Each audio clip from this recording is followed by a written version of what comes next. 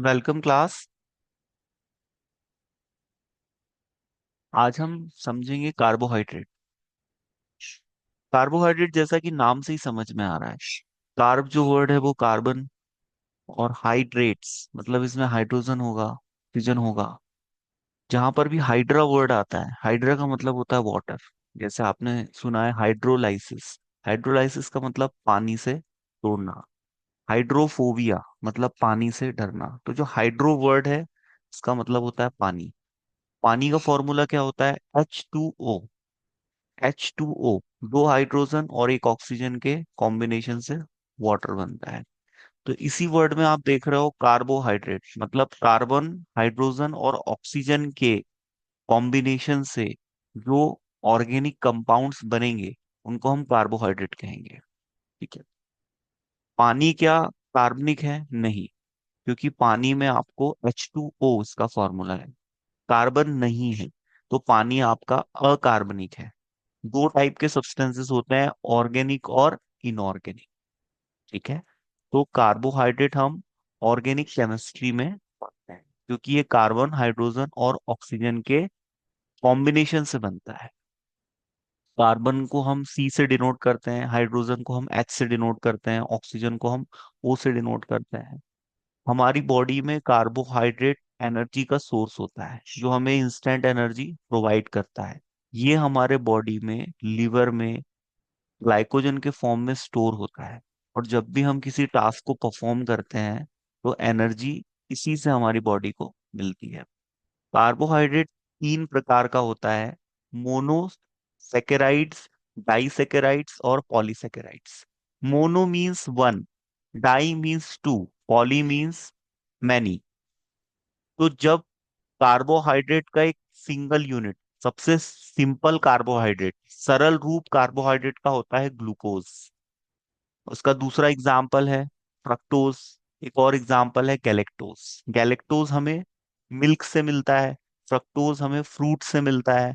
और glucose carbohydrate का एक सिंपल रूप है जिसके आपने मार्केट में फॉर्मुलेशन भी देखे होंगे। ग्लूकोज ग्लूकॉन डी नाम से आता है। डाइसेकेराइड्स में मोनोसेकेराइड्स के यदि दो यूनिट आपस में कंबाइन करेंगे तो ये डाइसेकेराइड्स बनाते हैं। इसका एग्जांपल है सुक्रोज, लैक्टोज और माल्टोज। माल्टोज शुगर हमें अनाज से मिलती है। अनाज में हम गेहूं खाते हैं, गेहूं से हमें माल्टोज मिलता है। बाजरे से हमें मिलता है। सुक्रोज हमें गन्ने से मिलता है। तो ये इसके सोर्सेज हैं। पॉलीसेकेराइड्स का एग्जाम्पल है स्टार्च और ग्लाइकोजन और सेल्यूलोज। स्टार्च और सेल्यूलोज ये प्लांट में पाया जाता है। हमारे स्टमक में अपेंडिक्स होता है जो पहले स्टार्च और ग्लूकोज का, स्टार्च और सेल्यूलोज का डाइजेशन किया करता था। लेकिन अभी हमारी बॉडी में एक अवशेषीय अंग की तरह है, क्योंकि पहले हम पत्तियां या साग सब्जियां ज्यादा खाते थे, without any boiling, without any cooking baking. उस टाइम पे ये एक्टिवली पार्टिसिपेट करता था डाइजेशन में। तो ग्लाइकोजन, सेलुलोज और स्टार्च ये पॉलीसेकेराइड्स के एग्जाम्पल है। ये एग्जाम्पल्स हमें ध्यान रखने हैं जब भी हमें कार्बोहाइड्रेट की डेफिनेशन एग्जाम में आती है, या इसके प्रकार हमसे पूछे जाते हैं, इसके कार्य, इसके फंक्शन क्या है हमारी बॉडी में, ये पूछा जाता है तो हमें इस तरह से इसको लिखना है। कार्बोहाइड्रेट के फंक्शन की यदि बात करें तो ये एनर्जी मॉलिक्यूल होता है, हमारी बॉडी को इंस्टेंट एनर्जी देता है। और एनर्जी स्टोर भी रहती है ग्लाइकोजन के फॉर्म में, जो कि हमारे लिवर में स्टोर रहती है, और यदि हमारे मांसपेशियों में भी स्टोर रहती है। यदि किसी कार्य को किया जाता है तो ये हमें एनर्जी उपलब्ध कराता है। संरचना की दृष्टि से यदि देखा जाए तो प्लांट की जो कोशिका भित्ति, जिसको हम सेल वॉल कहते हैं, वो सेल्यूलोज की बनी होती है। ये हमें अनाज, जिसमें गेहूं, चावल, मक्का, बाजरा, फल जिसमें सेब, केला, अंगूर, सब्जियां जिसमें आलू, शकरकंद और दालों, और जो जड़ें होती हैं वहां से भी हमें मिलता है।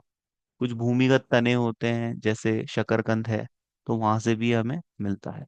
कार्बोहाइड्रेट पानी में घुलनशील होता है और ये हमारे बॉडी के लिए एक न्यूट्रिएंट्स की तरह काम करता है। और ये इसका हमारी डाइट में शामिल होना बहुत जरूरी है क्योंकि ये हमारी बॉडी के लिए फ्यूल की तरह काम करता है। और कार्बोहाइड्रेट का यदि प्रॉपर मेटाबॉलिज्म हमारी बॉडी में ना हो, इंसुलिन की डेफिशिएंसी हो जाए, तो इस केस में मरीज को शुगर, जिसको हम डायबिटीज भी कहते हैं, ये बीमारी हो जाती है। होपफुली आपको कार्बोहाइड्रेट समझ में आया होगा, इसकी डेफिनेशन, इसके फंक्शंस, इसके सोर्सेस, और इसके ये कहाँ कहाँ से हमें मिलता है। आज के लिए इतना काफी है। Thanks for watching this video.